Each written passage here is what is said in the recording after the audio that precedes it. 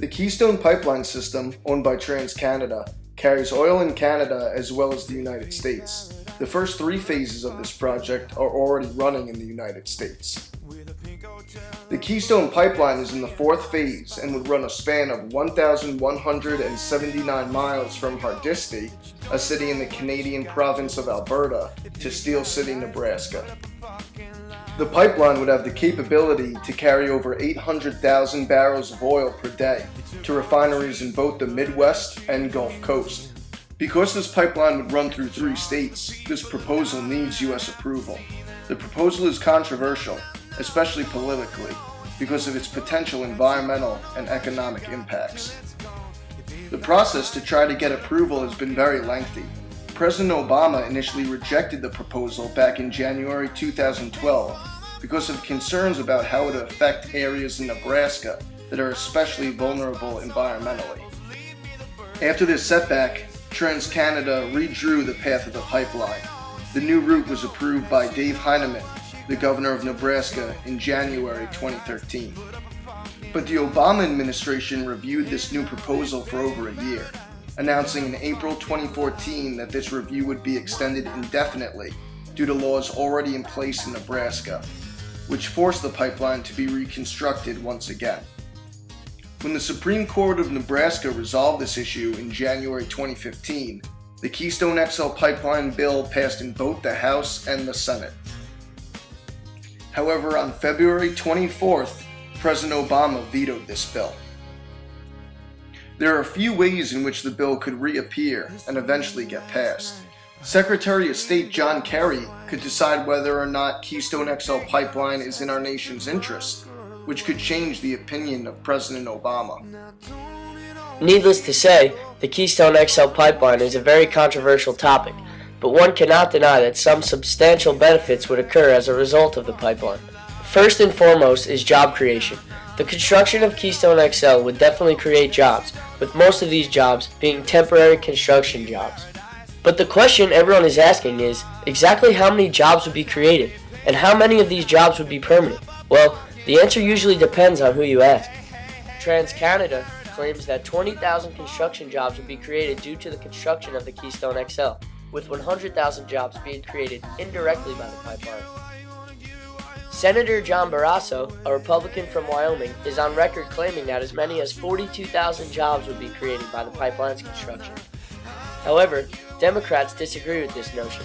New York Senator Chuck Schumer has said construction would only result in a few thousand jobs, while President Obama has dismissed Republican claims and said that construction would only result in about 2,000 jobs. But only about 35 permanent jobs will be created by the pipeline. The second benefit of the pipeline is the economic impact it would have on the area in which it is built. Construction contracts and materials needed for the pipeline would contribute about $3.3 billion to the United States GDP. Upon completion of the pipeline, TransCanada would have to pay property taxes to 27 different counties that the pipeline runs through. This would result in increased tax revenue for all of these counties, including more than 10% increases in property tax revenue for 17 of those counties. But what happens if the pipeline isn't built? And in this question lies our last benefit. Regardless of whether the pipeline is built or not, Trans-Canadian oil will be transported through the U.S., most likely by train. And pipelines are by far the safest method for transporting oil. Studies have shown that pipelines have fewer incidents per mile than trains or trucks. While many people advocate on behalf of the benefits of the project, many people are still opposed to the construction of the pipeline. As we mentioned earlier, only 35 permanent jobs would be created by the pipeline. While this is still job growth, it is not widely significant and might not be worth the potential dangers that the pipeline could bring in the long run. Another argument for the pipeline is that it is the safest method of transporting the oil from Canada, and it may be, but that does not change the fact that pipes carrying crude oil are more prone to corrosion or leaks. Because of the sheer density of the oil, the dangers of a pipe burst or leak are real. The tar sands oil in question is so thick and sludgy, making the pipes more prone to problems. Now, supporters say a pipeline is safer and less invasive than moving the oil by railway. And statistics support this claim. But in the event that the pipe bursts, the amount of damage would be astronomical. There have been many instances of pipes bursting and oil leaking into neighborhoods and bodies of water. This may be rare, but in the event that it does happen, the damage will far outweigh the benefit. In January, a city in Montana was unable to drink or cook with their own tap water after a massive pipeline burst spilled close to 50,000 gallons of oil into the Yellowstone River. This incident prompted the need for water to be delivered to the city so that the residents could survive while the issue was handled. Many of the people in states that would be directly affected by the pipeline are against it. They don't want to damage any of their natural resources. Not to mention, the construction of the pipeline would literally go through the backyards of thousands of people, some of which are not willing to sell their land. Recently, the South Dakota-based Oglala Sioux tribe sent more than 100 pages of letters to Washington, claiming that the project would contaminate their water sources and infringe on their sacred land. Tribes have also set up spirit camps in opposition to the construction of the pipeline. The Native Americans also fear the amount of carcinogens involved in the project.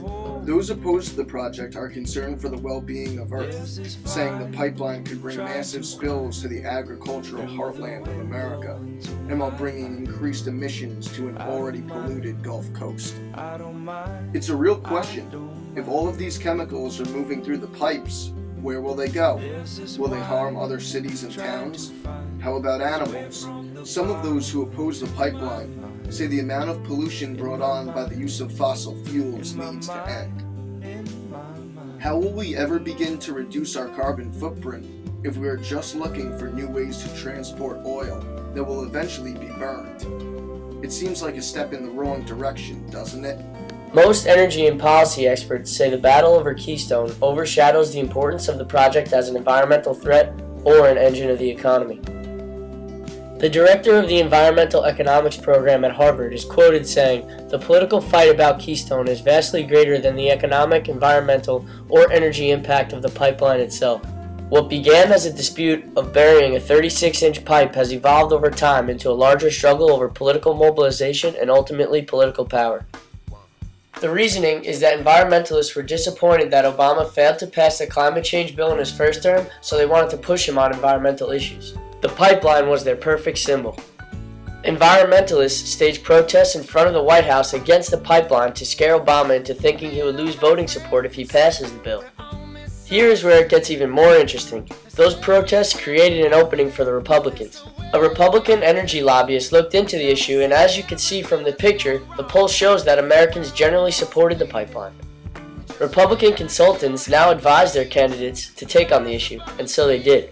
And so, Republican candidates for the House and Senate aired about 10,000 ads featuring the Keystone Pipeline. Even Governor Chris Christie of New Jersey, who is a possible Republican presidential candidate in 2016, frequently mentions his support of Keystone as a centerpiece of a possible job creation plan. And Senator Mitch McConnell of Kentucky, the new majority leader, vowed that his first bill on the Senate floor would be a forced approval of Keystone. Meanwhile, the environmentalists used Obama and the Democrats in hopes to claim a symbolic victory by having the first world leader deny a project due to its efforts to the environment. And so, Obama vetoes the law in February. As you can see, the Keystone Pipeline has greatly become way more than an environmental threat or an engine of the economy, and this political fight will likely last a long time. We hope you enjoyed our video, and let us know if you have any questions.